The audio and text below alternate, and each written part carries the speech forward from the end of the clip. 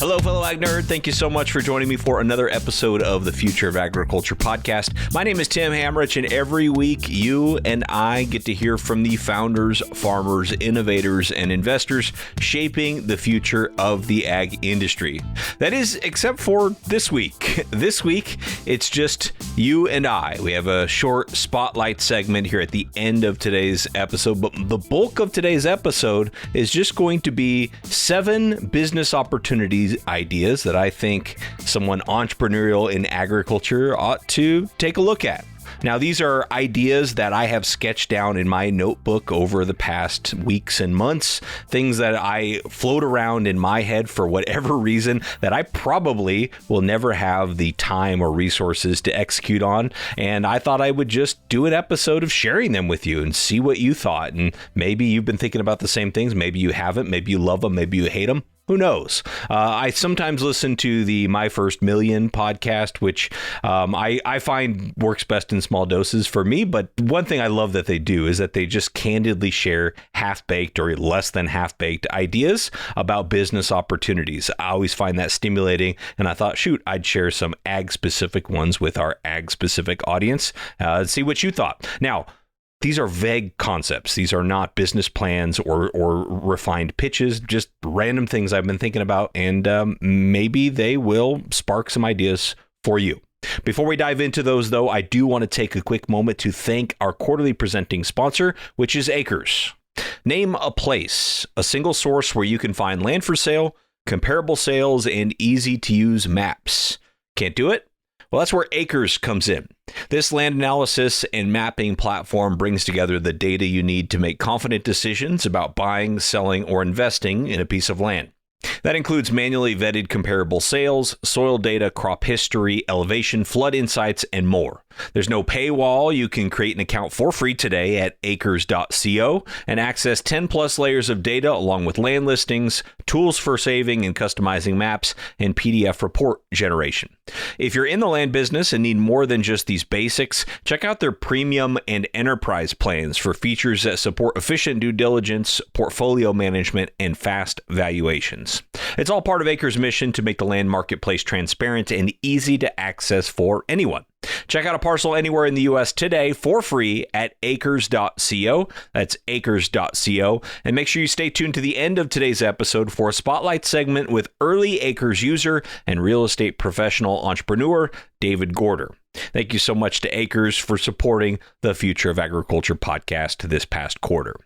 All right, so back to today's episode, which, as I mentioned, is just going to be you and I talking a little bit about some ideas.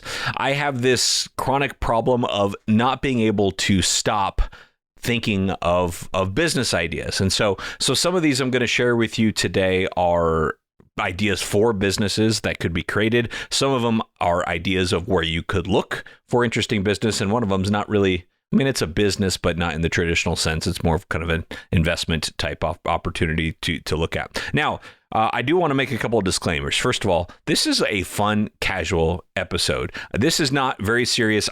I don't have pitches prepared. I don't have in-depth research.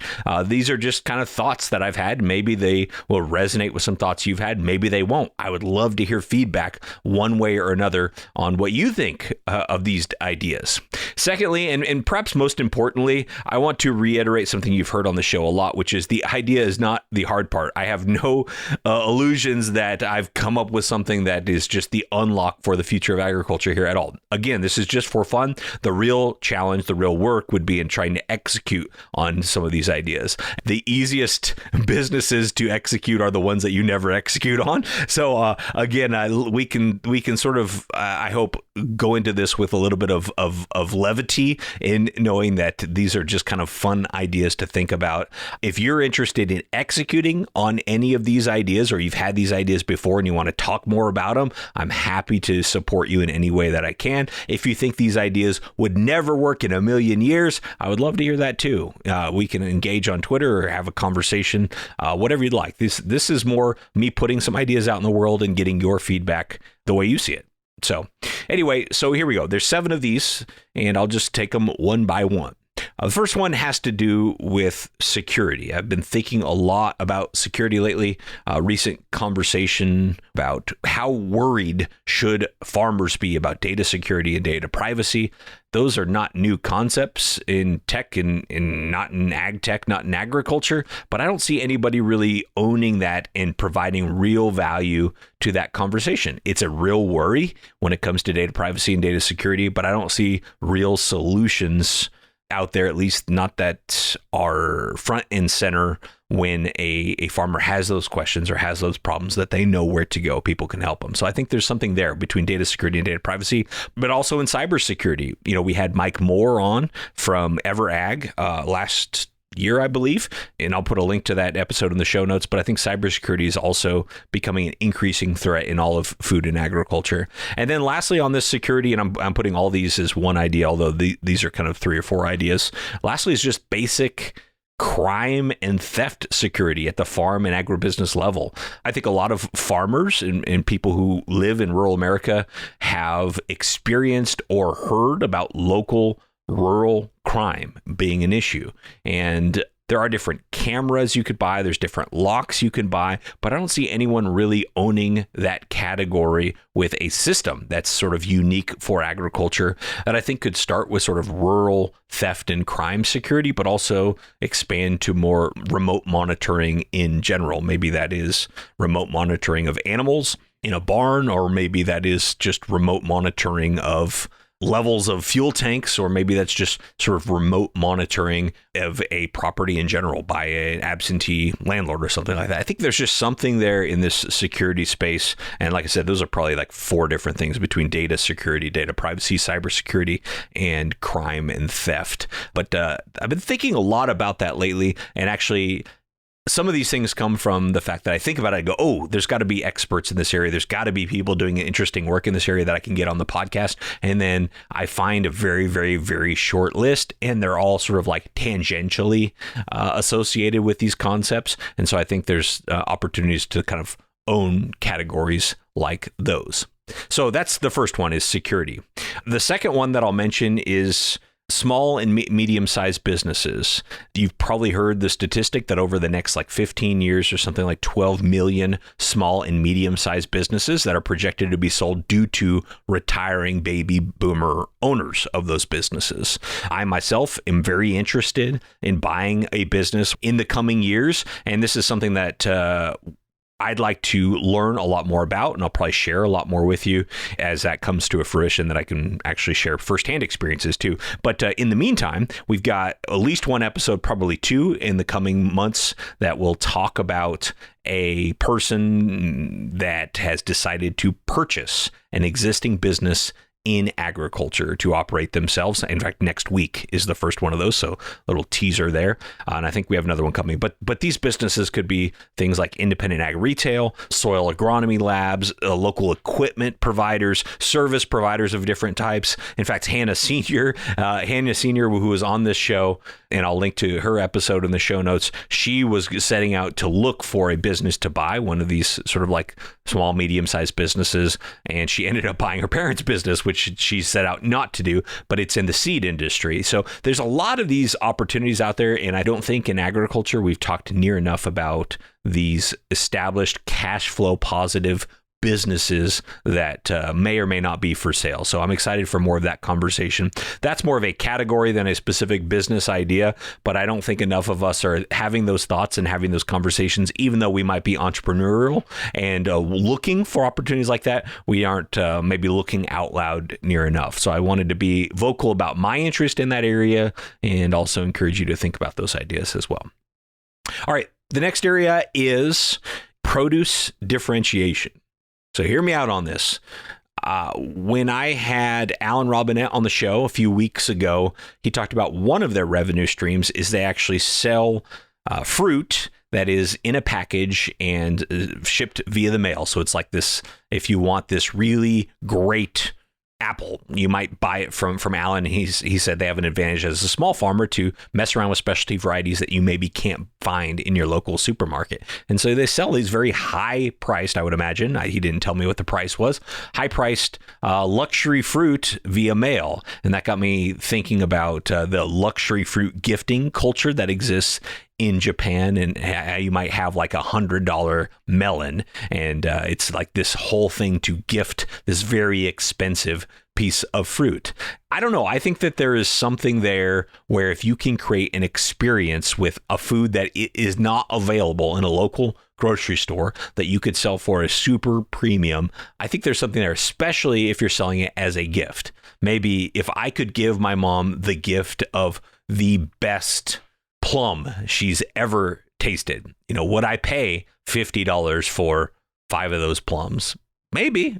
Just once, probably, unless it lived up to expectations, but I might do that. It's just kind of a unique way to put a smile on somebody's face, and I think an opportunity for either a farmer or somebody who wants to partner with a farmer to produce these wonderful unique experiences and deliver them via mail, because last mile logistics has sort of been worked out, right? We have that infrastructure in place now to do things like this. I also think along with that, the vertical farm, indoor farming space, they're definitely going through their challenges right now, we all know, but that might be a cool niche where if we can dial in some genetics and processes for indoor ag to produce these very, very special, unique commodities, like let's say a jumbo strawberry that you could sell for a high price. I think there's something there. There's a company called, I think it's called Oishi, Oishii, I think is what it is doing this with strawberries. And I think there's opportunities for other fruit as well. Obviously, you're not going to grow trees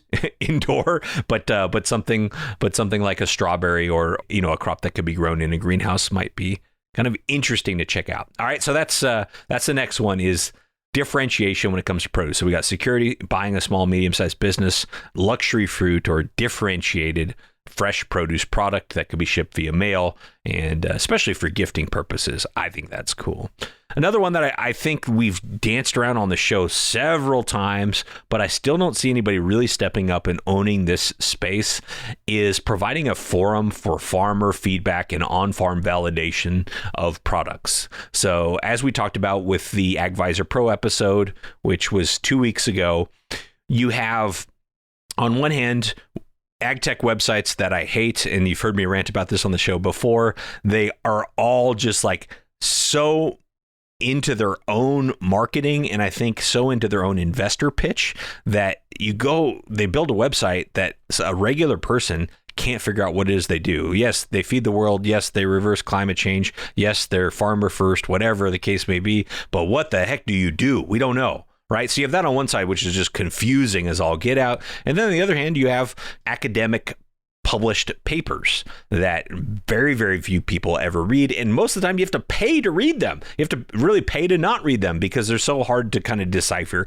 And then you've got this massive gap in the middle of like, what the heck is really going on? And that's where the media comes in. But I think what would be most helpful is if we could have a better forum for farmer feedback and on-farm validation. Twitter has played this role partially, but man, I don't know, in my opinion, Twitter's kind of a mess right now.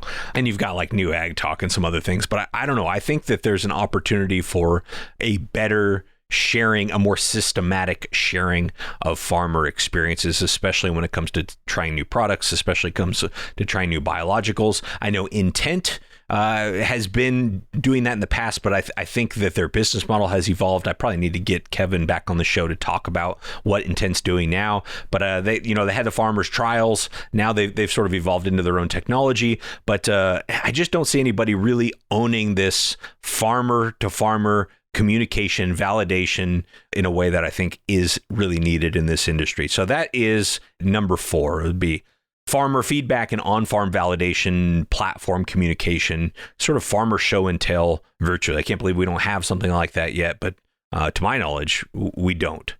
All right, next one is regulatory and compliance. I talk to a lot of farmers in California through some of the podcasts that I do for clients, and it's amazing how often it comes up that they feel stuck in the office just doing paperwork, especially in the state of California for regulation and compliance and that sort of thing. And I just can't believe there isn't an easy way for them to outsource that stuff, or at least to use a software that can help. This is sort of a non-sexy thing. What's way more interesting to a lot of people is like full farm management software. But I think a real pain point is like, hey, what if I could get you out of the office because what took you 4 hours now only takes you 20 minutes or less, or why don't I just take that off your hands in general? So we've seen that a little bit in payroll with like Gusto, and that's not just ag specific, that's everybody, where it's just like, hey, payroll used to be a pain in the butt, but now Gusto handles it all. I think something like that for regulation and compliance, especially with food grade type products, so you can also help with food safety type regulation and compliance. There's something there, and maybe there's somebody owning this space. I don't know them. If there is, I mentioned this a little bit to Vonnie Estes, and she seemed to have some ideas, but I think there's an opportunity there as well. All right, so the sixth one. So this is 6 out of 7. This is more of just a place to go look for interesting ideas, and that is tech transfer offices. So, we pour millions and millions and millions of dollars into university research, and as Tom Shapland of Thule told me last week, he said he didn't want to have his PhD work that he spent so much time and effort into just being another paper that nobody reads, because that happens a lot. So these tech transfer offices at universities are opportunities to see what technology has been developed or what technology has been validated through those universities, and to potentially license that technology to start a business around or to incorporate into an existing business.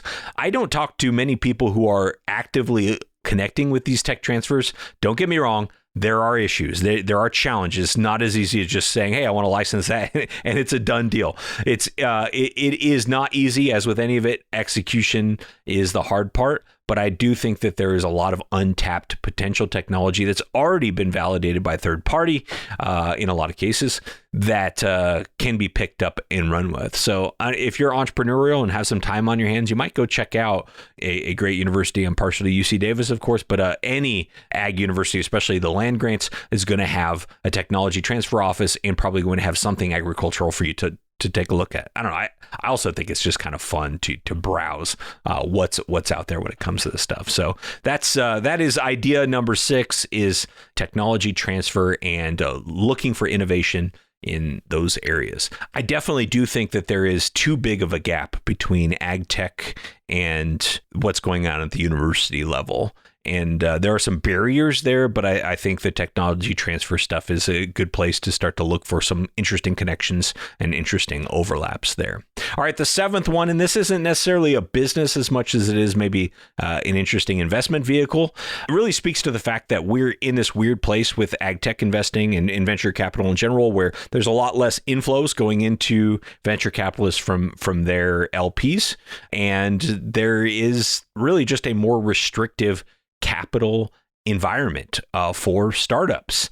And you heard it last summer with Mark Blackwell of Builders VC say, hey, what's going to become a lot more important right now is businesses that have sales, that have validation, that have product market fit, and have a clear path to profitability, not just growth at all costs. I'm paraphrasing there, but it's some of the takeaway that I got from talking to Mark last year. And you heard it again last week with Tom at Thule talking about go get sales. So I think in that environment where it's sales and a path to profitability that matters most, this venture studio concept that I talked about with Suma Reddy, I think it might have also come up with Hannah Senior as well. This venture studio concept is one where, especially if you could get maybe an agribusiness corporate on board to say, look, we still want to incubate new technologies. We want to have a team of specialists that are really, really good at going from 0 to 1 on a technology, and then maybe we could spin it out into a company from there. That's where a venture studio seems really interesting.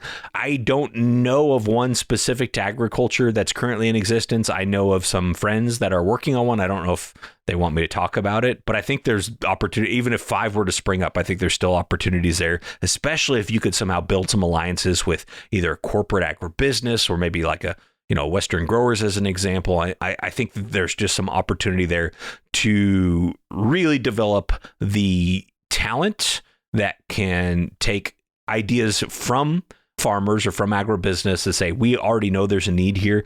Can we spin it up into a business in an efficient way? And I think a venture studio would be super interesting for that. Anyway, so those are my 7 ideas: something in security, buying a small, medium-sized business, farmer feedback and on-farm validation, outsourcing or software for regulatory and compliance, tech transfer, and what I'll call the recalibration of ag tech investing, leading to opportunities for a venture studio.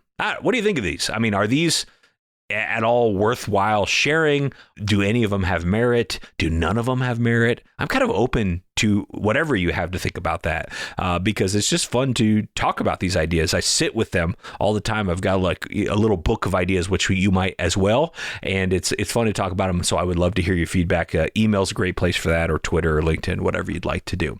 All right, I'll give you one more bonus idea because it leads in nicely to our spotlight for today, which is with David Gorder of Acre Pro. And he also was an early user of the Acres product. So the bonus idea is more independent education, analysis, and insights around farmland investment. There's a lot of content out there, but what I found is most of it is coming from somebody who wants you to either invest with them or use them as a broker. There's just somewhat of an angle. So I think an independent person that's really dedicated towards investment analysis and insights of farmland investments that can be found on any of the platforms, or maybe in REITs, or maybe in syndicates, or physical deals that are on the market. I think that could be cool. So if you're interested in that, I'd love to hear your feedback on that idea as well. All right. Well, this is David Gorder of Acre Pro, who's been in the real estate game in North Dakota for quite some time. He's an auctioneer. He's a broker. He's a farmer. So he's looking at farm real estate from a few different angles here. He's going to talk about his early experiences with Acres. But first, I asked him just to kind of give us an update on the farmland market, given this especially interest rates environment, what's going on and what he's seeing with farmland deals. Here's David. Really sale by sale, it can have a different feel to it, but we haven't really seen it have an impact yet. But, the talk and the actual material cost will catch up to it at some point. But I just think there is still a lot of cash buyers. And when those cash buyers will kind of prioritize the working capital over purchasing land, in the context of farmers, I should say, when they start to prioritize their cash to working capital over land purchases will kind of be when the demand will fall. But if we can have another good farming year, if commodities can, hopefully pick it up a little bit and stay at profitable prices in each individual area, you're talking Western North Dakota to Iowa, then it'll kind of depend on their individual growing seasons. Do they have adequate moisture? Do they have a good crop to make money? I think that'll keep that demand high regardless of interest rates, because a lot of the times it's the cost of the opportunity that drives that value. What we saw in 2013, for example, we had the big ramp up in prices. The demand for marginal land really fell. You couldn't grow specialty crops on in this area, or couldn't get, good corn, soybean yields. That demand for that type of land really fell. But we're seeing really strong prices for it now. But from 13 to 18, when you saw the demand for that land go down, you saw the good land kind of go sideways.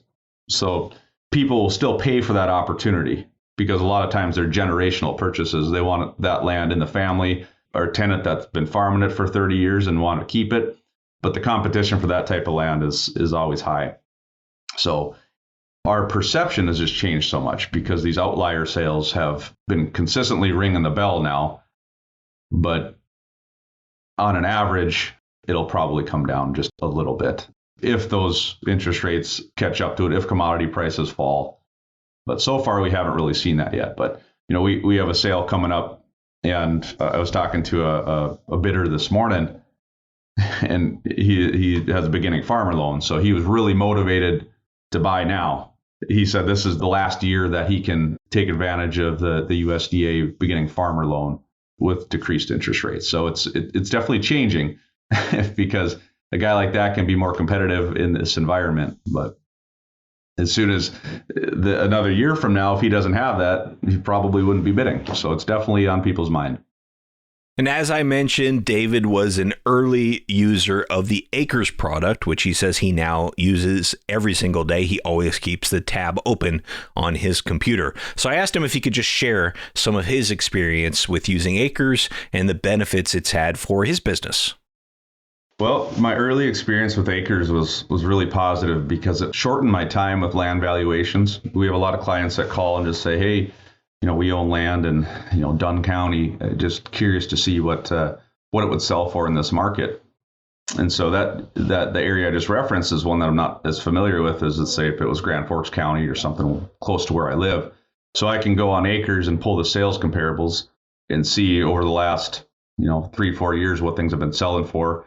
Saves me a lot of time because I can do that same process through the electronic recorders network. It's basically like the electronic courthouse and go pull deeds, or I can go to the physical courthouse and pull deeds. But obviously, if I can have a platform and go look at the sales all in one spot, it saves me a lot of mileage, a lot of time. So that was my first thing that I started using it for. And then they started adding more insights, the hill shade, contours, soils. For the land management side of our business, I really like to use the historical imagery to kind of see where the problem areas are, what we can do to help some of those red acres and turn them to black acres, whether that's put in a conservation program, whether it's a different method of drainage that we can put on the farm. So right away, I saw value. They put the people in place to continue to scrub data and to make it better and better as time goes on. So I just see continuous improvement, and I'm excited about that as well. That's cool. In day to day, now how often are you using the tool? I always have the tab open. I use it most, my phone rings and it's an individual that owns land. I can immediately, as I'm talking to them and as they're explaining where it is, I can just zero in on it right there and start asking questions, and it just accelerates the conversation, versus oftentimes people will give me a legal description or a parcel number, or sometimes just general descriptions from a town or from a landmark. And then I have to, hang up the phone, go back and kind of focus on that individual piece of ground. Well, with Acres, it's a geospatial tool that I can actually work around easily with my mouse as I'm on the phone. Plus, it's got the landowner data right on one of the layers, so I can say, well, would the land be in the name of so and so? Yes. Okay. Yeah, I'm looking at it right now, and then continue the conversation versus having to pick up the conversation at a later time after I call them back. Right. And obviously I could see where that helps with customer service just because you're right there. Does it also help with like business development on your end? Do you feel like you're able to cover more ground in getting new either listings or buyers or whatever the case may be? Yeah, the more you can learn about your client and about the property they own in that first call or first couple calls, the better it is for everybody. It saves everybody time and maybe gives them a more confidence in you that you have the tools and the knowledge to handle their transaction. So I think so. I think it's valuable. It's just the faster you can get going on the process. Sometimes people will call you and want to have a land sale. Right now, for example, Tim, we're likely could be in the fields up in this area in a month. So somebody calls and wants to do a land sale right now, or have to do a land sale right now or in the next few weeks. Like, you really got to get moving on it, because you don't want to go forward with a sale and not have a tenant in place in one way or another, whether you sell the land to the new owner before they get in the field, or if you have to get a tenant in place just to kind of bridge the gap, get that year contract in place so you can sell the land at a later date. You just got to make sure that land gets planted this spring. So in that scenario where time is of the essence, yeah, it's a big advantage for your client to have all those tools in one place so you can get all that information discovery done, fill in those information gaps in a day or two, versus a week, because a week can make a big difference when you get to this time of year. Oh, yeah, absolutely. Yeah. And then now, do you all have employees too? And if so, are they using the tool? Yeah, we do have employees here in our office up in Grand Forks. We have 3 support employees, 4 if you count myself. And then we have 13 agents, throughout the country too. And everybody uses it. We have a couple guys in our office that, are a little more long in the tooth, that don't use as many technology platforms. But so I kind of do a lot of that back end work for them. But I would say when they do see the information as it's presented on there, it makes sense. It's easy for them to grasp. So they might not get in and use it as often, but when we sit down and look at property, I definitely key in on it with Acres and show them all the tools and everything I mentioned before, the historical imagery, soil maps, the contours. They all think that's pretty cool. One of them was a land manager for many years for a financial institution. So he lived and breathed that. And it's amazing the amount of legwork he had to do to get the same information that we can do just by going to, acres.co and keying in on whatever it is you're looking for, whether it's a productivity index, whether it's historical imagery, crop history, contours, or comparable sales for the area. You can get some more macro information such as county land rents and things like that, NDVI. So yeah, he's just amazed by what you can get out of one platform. Yeah. No, I appreciate you sharing all this, David. Anything else that we should make sure we mention before I let you go? Acres has become just a tool that has been integrated into my business so heavily. I always have the tab open. It's kind of my first stop to go discover land and get that initial insight. And then you can dive deeper with land valuations and comparable sales as well. So it really has been a great tool for me to use, and it's almost become my exclusive land tool. Well, thank you very much to David Gorder for being on the show and talking about his experiences in the land business and specifically using the Acres tool. Really, really appreciate Acres for sponsoring this quarter of the podcast. Enjoyed working with them and enjoyed messing around with the tool. It is free, and so just like I did, you could hop on and mess around with it. It's pretty cool. So thank you to Acres for sponsoring this quarter of the podcast. What'd you think of this format? This is, I think, the first time I've done this where it's just solo, just idea dumping a little bit on you. I'm curious what you thought of the ideas and what you thought about the format. Would love your feedback. Email, Twitter, LinkedIn, any of the above. If you've got your own ideas, I would love to hear those, even if they're half-baked, and just wouldn't it be nice if? I get kind of excited by that sort of thing. I find it gets my wheels turning for the what-if possibilities for the future of agriculture. Well, thank you so much for your time and your attention. I don't take it lightly. I'll be back next week with another story of ag innovation.